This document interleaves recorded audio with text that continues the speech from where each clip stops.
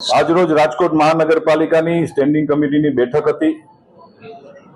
ગઈકાલે સ્ટેન્ડિંગ કમિટીએ એક નિર્ણય લીધો હતો બજેટમાં જે જોગવાઈ કરી હતી કે રાજકોટમાં સિનિયર સિટીઝનો માટે જે ફ્રી બસ સેવા, દિવ્યાંગોની 21 કેટેગરી માટે ફ્રી બસ સેવા અને ઇલેક્ટ્રોનિક મીડિયા અને પ્રિન્ટ મીડિયાના માધ્યમથી સમગ્ર ગુજરાતમાં ન્યૂઝ ગયા હતા। તેના ભાગરૂપે માનનીય મુખ્યમંત્રી શ્રી ભૂપેન્દ્રભાઈ પટેલ સાહેબનો જોગાનુજોગ સારા ન્યૂઝ અને શુભકામના માટેનો સ્ટેન્ડિંગ કમિટી શરૂ થઈ ત્યારે ફોન આવ્યો। રાજ્યના મુખ્યમંત્રી શ્રી ભૂપેન્દ્રભાઈ પટેલ સાહેબે મને ટેલિફોનિક સંદેશાની અંદર શુભકામનાઓ પાઠવી અને રાજકોટ મહાનગરપાલિકાને ભવિષ્યમાં વિકાસ કાર્યો માટે જે કંઈ પણ જરૂરત હશે એ તમામ જરૂરિયાતો પૂરી કરવાની ખાતરી આપીને સૌ કોર્પોરેટરો મિત્રોને માઇકથી મોબાઈલમાંથી એમને શુભકામનાઓ પાઠવી છે। સ્ટેન્ડિંગ કમિટીની શરૂઆત માનનીય મુખ્યમંત્રીશ્રીના શુભેચ્છા સંદેશથી શરૂ થઈ।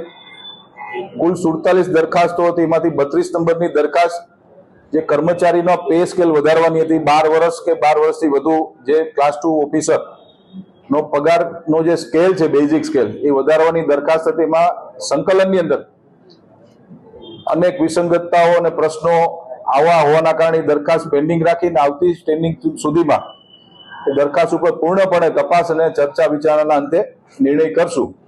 બાકી 47 દરખાસ્તો આજની સ્ટેન્ડિંગમાં અમે લોકોએ મંજૂર કરી છે। કુલ 12,27,41,000 ના માતબર રકમના વિકાસ કામો આજે અમે લોકોએ ખુલ્લા મૂક્યા છે।